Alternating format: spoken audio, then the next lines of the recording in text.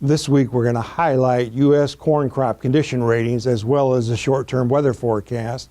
We're also going to take a look at harvest progress in Brazil, and we're going to wrap things up looking at some potential price volatility associated with the June 28th Acreage and Grain Stocks reports.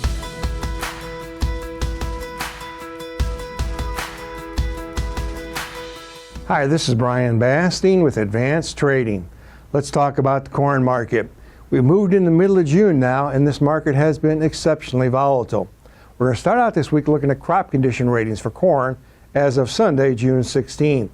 Now you can see here we're looking at some crop condition ratings for corn nationwide at 72% good to excellent versus 74% last week. Notice last year at this time was 55%. Now the green circles depict an improvement in crop ratings compared to last week. The red circles represent a decline week to week, and the yellow circles are unchanged. So you can see Western Corn Belt was a little bit worse, Eastern Corn Belt a little bit worse, heart of the Corn Belt mostly unchanged to slightly better. Now let's take a look at the history of the crop condition index. We're looking here at 2024 for an index that's pretty high historically for the middle of June. Notice last year that red line depicting 2023 well below where it was this year. Notice throughout the growing season here, July and August into September, we see some volatility in that index week to week and over time. This is where you want to work closely with your trusted risk management advisor to manage price movement associated with any crop condition ratings changes. Let's shift our focus now to the weather. Let's take a look at precip totals over the last 2 weeks. Now, quite a divergence here. Notice up in Minnesota it's been very wet, as well as parts of southeast South Dakota, parts of Nebraska, as well as parts of Kansas and Missouri have been quite wet. But as you move further south and further east especially, it's been dry. Let's take a look at the short-term forecast. Our slides this week, as usual, are courtesy of T-Storm Weather. Starting out here looking at temperatures through Friday, Saturday. Notice as you move south and particularly east, very warm.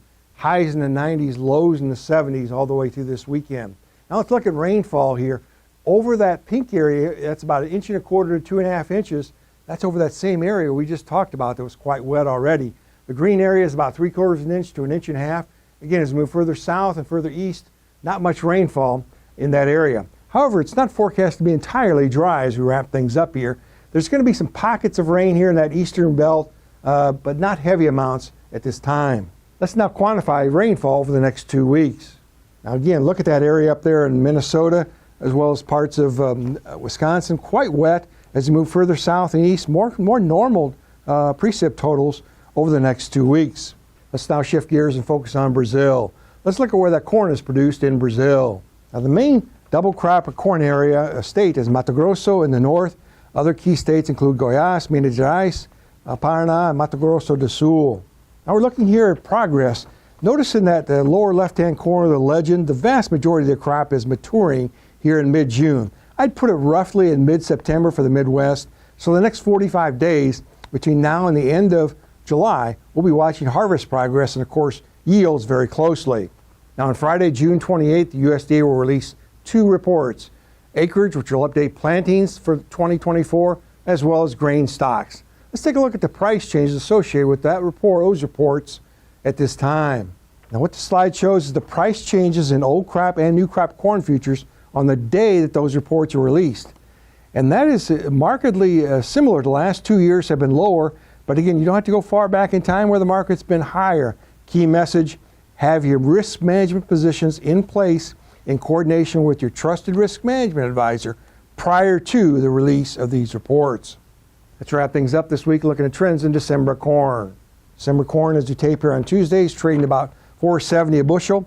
Notice it's been trading mostly sideways here, but looking from mid-June all the way into the harvest, there's still potential for quite a bit of volatility in this market. Now, if you'd like more information, please feel free to contact us at 800-664-2321. We'll put you in contact with one of our risk management consultants. We'll be happy to visit with you at your convenience. And remember, we upload every Wednesday. Make sure to subscribe to our channel and never miss an upload. Thanks a lot. Have a good week.